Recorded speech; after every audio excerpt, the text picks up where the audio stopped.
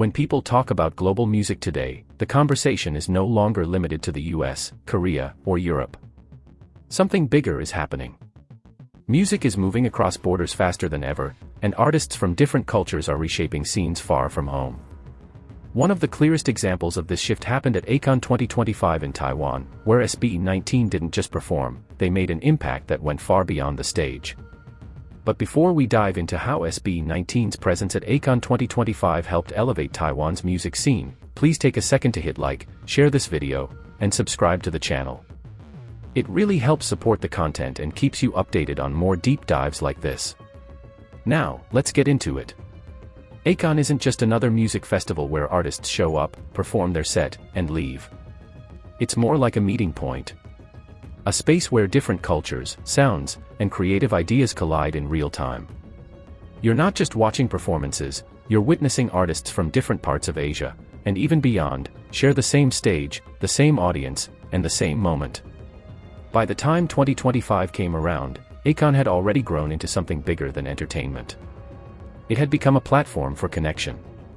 A place where collaborations can start, where audiences are exposed to music they might never have searched for on their own, and where scenes from different countries can influence each other naturally, without forcing it. Now, Taiwan hosting ACON 2025 made this even more meaningful. Taiwan already has a well-established music identity. Ppop has deep roots there, and the indie scene is respected for its creativity and authenticity. Taiwanese audiences are used to quality music, and local artists take pride in their sound and storytelling. But festivals like ACON do something important: they widen the lens. They invite unfamiliar voices, fresh styles, and new perspectives into the conversation. They allow local fans to experience music outside their usual circles, and they encourage artists to think beyond borders. And that's the kind of space SB19 walked into. Not a closed scene. Not a rigid audience.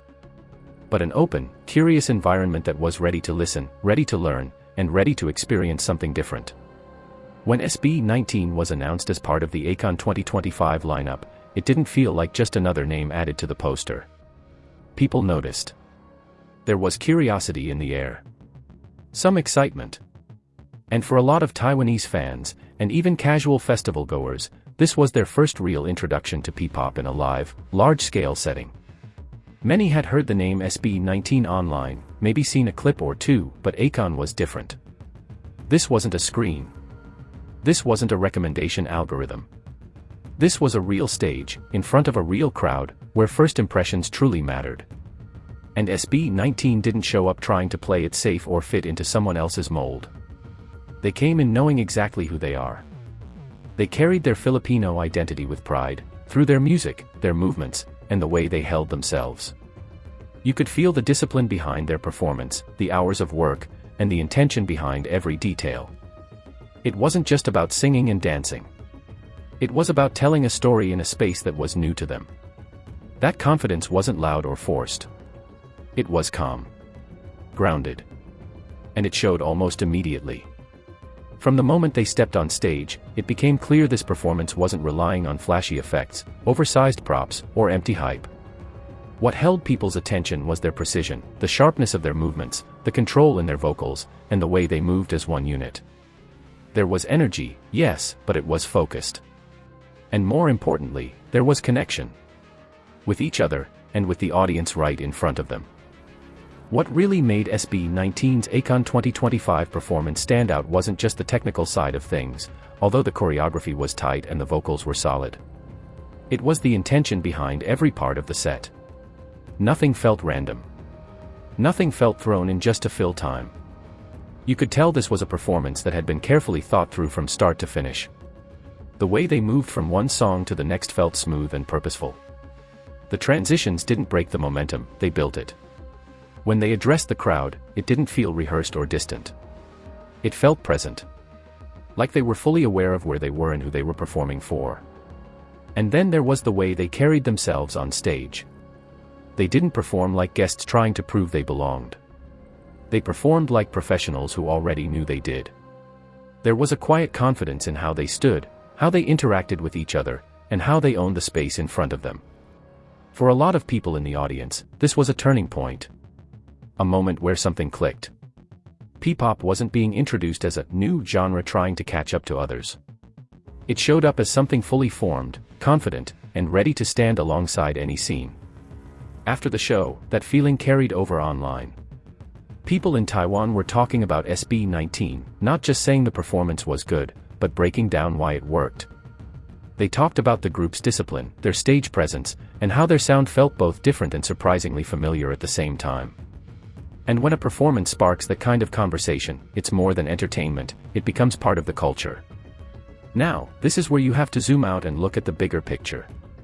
SB19's presence at ACON 2025 didn't take attention away from Taiwanese artists, and it didn't shift the spotlight unfairly. Instead, it added something to the overall experience. Their performance sat alongside local acts in a way that felt balanced and natural. It showed that when different regional scenes come together, it doesn't have to turn into competition. It can turn into exchange. For local fans, this opened up a new level of curiosity. People who came for Taiwanese artists left talking about Southeast Asian music as a whole. Some started looking up Ppop, some wanted to understand where SB19 came from, and others began exploring artists they might never have discovered otherwise. That kind of curiosity is how music scenes grow. Behind the scenes, the impact went even further. Artists and producers began to see new possibilities, collaborations that once felt distant suddenly seemed realistic. Different styles, languages, and creative approaches started to feel compatible, not separate. And for event organizers, ACON 2025 sent a clear message. Audiences are ready for broader Asian representation. They want diversity in sound, culture, and storytelling. Bringing these worlds together doesn't weaken a festival, it strengthens it. That's why ACON 2025 became more than just a lineup of performances. It became a bridge between scenes, cultures, and audiences. And SB19 wasn't just crossing that bridge, they were helping reinforce it, making it stronger for everyone who comes after. One thing that really needs to be emphasized here is respect, because that was at the core of everything SB19 did at ACON 2025. SB19 didn't step into Taiwan with the mindset of changing its music culture or taking over the space. They understood that they were guests in a scene with its own history, its own sound, and its own loyal audience. And they moved with that awareness. You could see it in how they addressed the crowd, how they carried themselves on stage, and how they treated the platform they were given. It was clear they weren't just there to perform, they were there to connect. That sense of respect went both ways. The audience could feel it, and in return, they responded with openness. That's why the whole moment felt natural. Nothing felt pushed or manufactured. It didn't come across as a cultural clash or a forced crossover. It felt like a genuine meeting point. And this is the kind of exchange that actually helps music scenes grow. Instead of erasing identities, it allows them to stand side by side. Taiwan's music scene didn't lose its character or voice. It wasn't diluted or overshadowed. Instead, it gained new layers, new influences, new conversations, and new possibilities, while still remaining unmistakably its own. ACON 2025 served as another clear reminder that SB19's global presence isn't something that happened overnight, and it's definitely not built on viral moments alone. Their reach comes from consistency, showing up prepared every single time, delivering strong performances, and maintaining a level of professionalism that audiences can trust. People don't just remember them because a clip went viral, they remember them because they left a real impression. There's also performance credibility behind that footprint. Wherever SB19 goes, they prove they belong on that stage. They don't rely on trends to carry them, they rely on skill, discipline, and the confidence that comes from knowing who they are as artists. And tied into all of that is cultural pride. They don't water down their identity to fit in. They carry it with them and let it speak for itself. That's why every international stage they step onto matters. Each appearance adds another layer to their story, another audience that now understands them a little better. Taiwan wasn't just a checkbox on a tour list or another festival appearance to move past. It became a meaningful connection point, a place where their journey intersected with a wider Asian music movement. And that movement, that growing network of artists, fans, and scenes across Asia, is only getting stronger. With every shared stage and every genuine exchange like this, the boundaries between regional scenes continue to fade, making space for something much bigger. Moments like this don't just disappear when the stage lights go out and the crowd heads home. They leave something behind. They start conversations. They shift perspectives. And over time, those shifts turn into real change. What happened at ACON 2025 opened the door to more regional collaboration.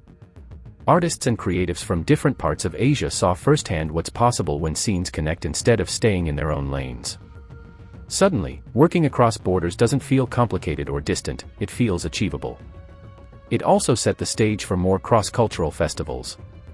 Events like ACON proved there's a real audience for diverse Asian lineups, where different languages, sounds, and styles can exist together and still resonate.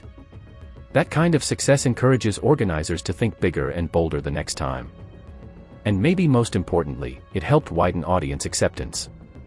Fans became more open to non-mainstream Asian acts, artists they might not have actively searched for before, but now feel curious about.